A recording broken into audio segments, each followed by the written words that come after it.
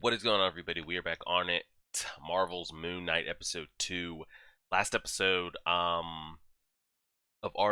all of the Marvel shows that have come out, the Hawkeye, the Loki, the WandaVision. Am I missing anything else? I'm not sure. But Moon Knight episode 1 was my favorite of all of them. We didn't even get any action. We didn't actually see the action, but just the the dissociative mind just flipping back and forth, and he doesn't know when he's awake and when he's not, and then us as the viewer watching him switch in and out, and we're seeing it like he's kind of like on the ride with us when he comes to and sees the mess. It's just wild to see, but it was definitely my favorite episode 1 of all the Marvel shows for sure. So this one's getting 6 episodes as well. Last episode we saw him give in to Mark. We saw Steven give in to Mark to protect and take over, and we saw the what we've seen in the trailers, the full Moon Knight get up transformation. So I'm curious as far as they call Steven the idiot or the weak one. How is he able to, I guess, essentially be the main body? Or how he keeps them at bay. Can he keep them at bay, or they just let him? I don't know. Hopefully we get all that kind of like inner mind takeover switch stuff figured out or explained across these episodes, and we'll go from there. Is he like he's aware of Mark and all the things that are going on, or does he just think it's dreams and sleepwalking? And I wonder how much he's aware of, like, I know I have this issue and I know so-and-so takes over and I try, but I don't even know where his mental state is at. Did cameras not pick him up going crazy in there last night? Did anybody see that on the security? Oh yeah, Anna the Baskervilles was it. I'm curious why it didn't show up. Like, he showed up on it, but I'm curious why the actual Jackal... Fast forward to like... It's not him. Still you, bruv. That's not him. That's not Steven that came out of there. That's not me. Jesus, why is he looking at us like that? Hell's gonna be in there. How often does he go to that? You think he goes to this storage locker every time he takes over? Not like in a spur of a moment take over and switch back, but anytime he has to really get some shit done. Now, why are these lights flicking on like this, making this so dramatic? Like, we just get a universal switch? Jesus. How is that so dramatic? He's got it's a whole nother person in there. Cot, wardrobe, supplies, everything. So I guess when Mark fully takes over and needs to be in control for multiple days, like we saw the last time, it was like Thursday to Sunday, this is just where he goes. Probably has a bunch of fucking weapons and shit in there that he needs. I'm curious if he's left anything in there for Steven to be like, hey, do this, explain this, X, Y, Z. What it is you are? What are you? That's what I'm saying, just tell him. And then this might be easier. I serve can't you? I eat one piece of steak and then bam, I go bonkers. He's blaming it on the steak. Those damn vegans, bro. Has he never... He's like, I'm touching a girl? What's happening?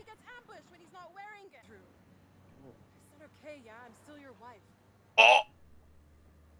By the way, this would be a great time for you to say something. Anything. Wife? Wife? My man can't even go on a date. Look, I'm pretty sure we lost whoever was chasing you. Just drop the act. My man can't go on a date, but he's got a... This is how I talk. Okay, get off the bike. No, wait. So she only knows Mark, and Mark has never told her about anything as far as this dissociative multiple personalities. Favorite poet. She knows. I think she's starting to. She's my favorite. I think she's starting to realize that, like, they know nothing. She doesn't. He might actually be telling the truth. Like, okay. So you're learning French and hieroglyphics? Is she gonna fall in love with Steve? I mean, that works out if she loves them both, right? I mean, hey. I, But you don't remember. I feel Why we for were kids. him, like, a lot, because we've seen it from his point of view, so of course we feel for him, but Or our life together. he can't get help. Nobody believes him. Like, God, I wish I could. My fish. I don't know what the legal rights are over there in London, but I'm not letting you in unless you got something to come in. Is this about the toilet? I want the wife to, like, understand and help so bad. And just agree and be like, okay, you really are Steven. Like, how can I help? What can I do? How do we help your mental? And We were going to the police station. oh my god, he's got the damn... Why would you think that? He's got the Sit tight. thing, Yeah? the scale on his wrist. Oh my god, how deep does that shit go? In all the city. He made the So much comment, suffering, so much you pain. can Good see evening. him. Good evening, everyone. I don't have that ability anymore. So what happened? Because he still has some type of ability to Makes you feel safe. suck people's souls out and do a bunch of wild shit. Are those the tomatoes? Um, Oh, why you have but he says he doesn't have the ability anymore to see, and the one he serves, Avatar, if he is Amit. Why can't he see her anymore? Their fear, cling to their pain. Compass. Why when he said scarab did the whole squad like She's out there, surround me? longing Like, to be free. can we relax? I'm just eating lentil. I'm just eating lentil soup. Relax. So he's making the excuse Khonshu does judge people, but after they've done evil. She roots it out before, but then it's like you're not even giving people the chance to not do evil. Well, may I speak with Mark? So Amit doesn't even give people the chance to What has Khonshu promised you? do This better, is your last mission. to be better. Then you'll be free. You know? It's like, oh, you're going to be evil? Kill it. Khonshu, Why don't you give people the chance to there's always take a different path? It's like, oh, you might do, so we have to? I wouldn't actually do it. Stephen. Yes! What about a child? That's what I'm saying. Would you kill a child for something they might do in 30 years? Yes! I'm glad you mentioned that. That's what I'm saying. Sometimes. That's what I'm saying. Sorry. I still cut a limb, I still live. I killed a child, the child's dead. You're all into that, like killing children and that. So maybe that's just me, but I kind of draw a line there at child murder. That's what I'm saying. Everybody in the room, like, y'all are down with this? You're hearing this, right? Like, we're cool? Everyone's straight. What this is. Huh? Girl, I don't know what you're talking about. Help me. Okay, that's not good. Steven. Why don't we just let Steven be in control, but give him access to the suit? Why don't we just give Steven access to it and see what he could do? Make this easier. Let both of them be able to do it. Let both of them be able to do it so it doesn't matter who's in control. We're safe either way. Why don't we try that?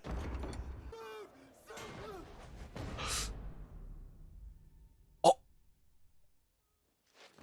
Is that all he had to do is just say suit and in time of need? What is the suit? What's the difference between that suit? Like, he's going to a damn, like, suit and tie. What's the difference between that and the whole getup we saw at the end of last episode? Hey, this saves them time on CGI. Not having to actually put that jackal in.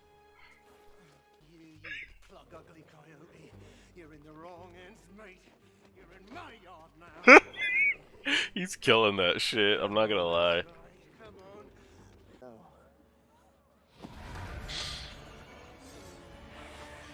Here we go. I'm getting so much Spawn vibes, like Spawn the movie.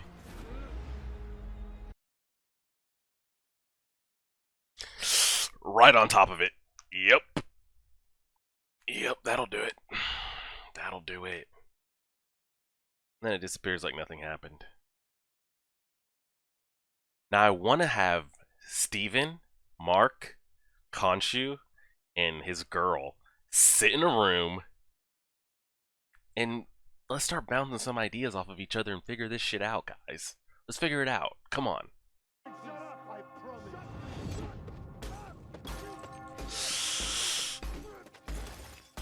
That's called rage, by the way. That's called rage. And that's not good. I want to see Mark and Khonshu interact. Please. Before it's too late, before the episode ends, I want to see them interact. Because they both have the most knowledge, so we need to see them. So Mark was going to die, and that was the deal made. To me. We'll find the scare. Yes, we did.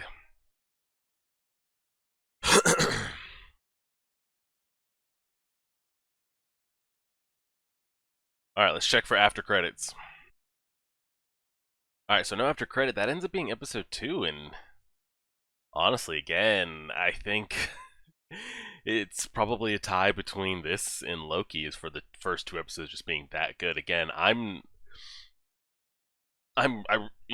sure the Ahmed and the Khonshu stuff, by the time we get to episode like 5, 6, will really build and be like captivating and all that type of stuff. But honestly, I'm really just more interested in the Mark Steven, just the back and forth, the exchange, and control, who doesn't have control. The rest of it seems to be building, with the Khonshu and the Ahmed. And so Arrow was Khonshu's avatar before, but now is he also Ahmed's avatar? How do you get so lucky to just... I don't know if it's lucky, but it's got to come with some type of powers or abilities or longevity in life or something, right? To just be an avatar for not just one, but 2 gods. It's got to come with some benefits, maybe when it's all said and done. So that's another thing, like, I don't know if maybe the gods all gathered or used to gather at some point with their avatars, so maybe the other gods are knowledgeable of who the other's avatars are, so maybe when they know one's given up, maybe they're like, oh, well, maybe they'll be interested in being my avatar type stuff. We saw Steven get the chance to go in his suit form, but I'm guessing that's just, he could manifest a suit in just thought, and that's just that's just the product that came out. I don't know all of his abilities, Moon Knight's abilities, but he's definitely got, like, it looks to be like super speed, super strength. I don't know if there's regenerative abilities, if the suit gives him maybe extended durability, like I'm sure it's like impenetrable to bullets, that type of stuff. And just the mental battle between those two. And then Steven brought up some good questions. Those are the questions I was asking. He was like, Arrow was talking about, Khonshu judges people and, prosecutes, kills them, whatever word you want to use, after they've done something bad, So like Steven was saying though, I want to kill my boss. If I go kill my boss, then Khonshu judges me for what I just did. On the other hand, Arrow's talking about, oh, Amit will just snuff that out before it even happens, leaving everything pure. But it's like, what if I don't get a chance to not, or to be better, or choose a different path? That's what Steven was saying. He's like, what if a kid's going to do something in 30 years from now? Does a kid not get a chance to live at all? And he's asking everybody in the room. No one had shit to say. Even Arrow didn't have shit to say. So it's a curious back and forth. I don't think that weighs right either. Actually, I don't even disagree with the way Khonshu's doing things, unless there's another god out there that like gives somebody second chances, and then if they act negatively upon their second chance, then so it's like, I guess it depends which one you want to agree with. But that's the back and forth. We've got to find out more about the gods and what they can and can't, and it makes it seem that Khonshu found Mark when he was on his deathbed, maybe, because he seemed to be like some already type mercenary beforehand with the backstory that we got there. And I'm really hoping that his girl will help. Can she be married to both? Like, is that okay? Because there's no way I don't know if you can mold the personalities into one person that just becomes one. Like, I don't know what you want to call them. Mark Steven, Steve Ark, whatever name you want to give them, but I don't think both personalities can come together as one. Clearly, us as a viewer, they've introduced us to Steven, so I'd rather it be Steven. but it's just wild to see. And then he's already said, well, she'll be my next avatar if not. I'm pretty sure from my knowledge of Moon Knight, Mark is the original. Like, he is the original body. Kind of like when you watch the movie Split. He's got the multiple personalities with Patricia and the little kid and the other 20 personalities that are in there. You know, Kevin Wendell Crumb is like, he's the original body. Like, that's what was born, that's what grew up, that was the mind, and then it started splitting and fragmenting for other traumatic reasons. So for this purpose, from my knowledge, Mark is the original. Like, this body is, I mean, it is Mark's. He grew up, and then at some point, maybe we'll learn it here, I don't know, the mind started splitting. Got dissociative orders and trying to figure all that out. What made it split? Why did it split? And I'm curious, like, Mark comes across this girl, you don't fill her in on that information, because he's over here. Again, I don't know the trigger, because we've seen Mark take over at times when Steven didn't give it up, like when Steven wakes up in random places, like in the middle of the field and all this shit, and he's buying him more fish and setting up dates. Steven didn't give him control to do those things just happen. So is it when he sleeps, the guard is down and it's easier for Mark to switch and take over? I'm guessing because, but then it's the same way in reverse. It's like, when Mark sleeps, does then Steven get the chance to then wake up? Because what if he wakes up by his wife in their separate house? Steven's not going to know what the hell's going on. So that's what I'm hoping we get more into, like, the nitty gritty of, is like, when he sleeps, is that the trigger that lets down the guard that Mark can then take over? But then when does Mark's guard come down that Steven can take over?